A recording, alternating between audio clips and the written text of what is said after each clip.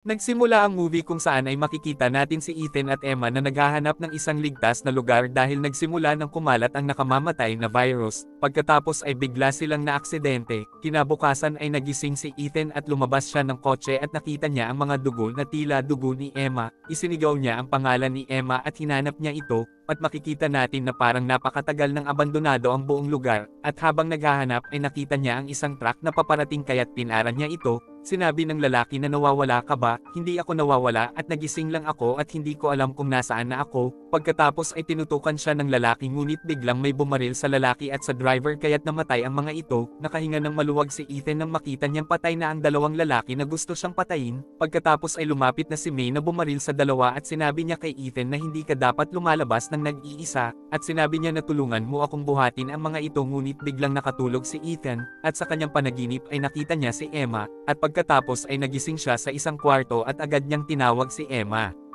At pagkarating sa kusina ay nakita niya ulit si May, at tinanong siya nito na ano ba ang mga naaalala mo. Sinabi niya na naaalala ko nang maghanap kami ni Emma ng ligtas na lugar. Pagkatapos ay nakita niya ang mga balita sa pader. Sinabi ni Emma na ayon sa mga scientist ay binabalanse ng kalikasan ang lahat ng mga bagay sa pamamagitan ng pag-aalis ng mga tao, at sa labas ay nakita ni Ethan ang isang kalansay ng tao na puno ng mga sapot at nakakagulat na gumagalaw ito. Natakot siya dito ngunit sinabi ni May na siya si Myrtle at ayos lang naman siya basta't wag mo lang siyang lalapitan. Pagkapasok ay sinabi ni May kay Ethan na wag kang mag-ikot-ikot sa bahay dahil puno ng mga patibong dito. Anong mga patibong? Pagkatapos ay bigla siyang tinutukan ng baril ni May ngunit sinabi nito na kalabitin mo, at sa kanyang pagtanggi ay sinabi ni May na may patibong din ang baril at sa iyo mismo puputok yan, at kinagabihan nang sabihin niya na hahanapin ko si Emma ay hindi siya sinagot nito, at nakipagsayaw na lang ito sa kanya, at nang matulog na si May ay naisip ni Ethan na baka nag-aalala at naghihintay na sa kanya si Emma, at naalala niya ang lugar na pupuntahan nilang cabin noon na malapit sa isang lawa nung maaksidente sila.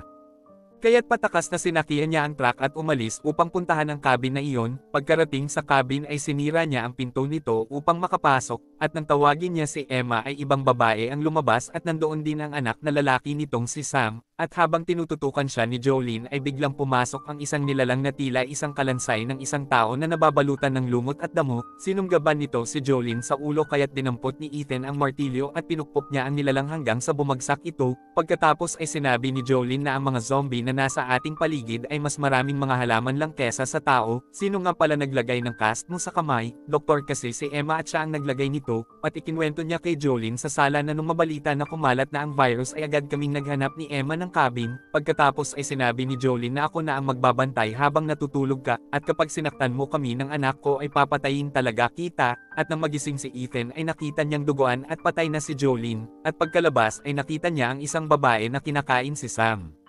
Ngunit hindi naman siya inatake ng babaeng zombie at parang nakikipag-usap ito sa kanya, at ilang sandali ay biglang may bumaril sa babaeng zombie, at si May pala ang bumaril na iyon, ngunit hindi siya natatandaan ni Ethan dahil sa amnesia nito. Pagkatapos ay nakita ni Ethan ang isang bird's house na may symbol na kagaya ng tato ni Emma, at nang tingnan niya ang bird's house ay nakita niya ang isang cellphone sa loob nito, at nakita niya ang isang video ni Emma para sa kanya.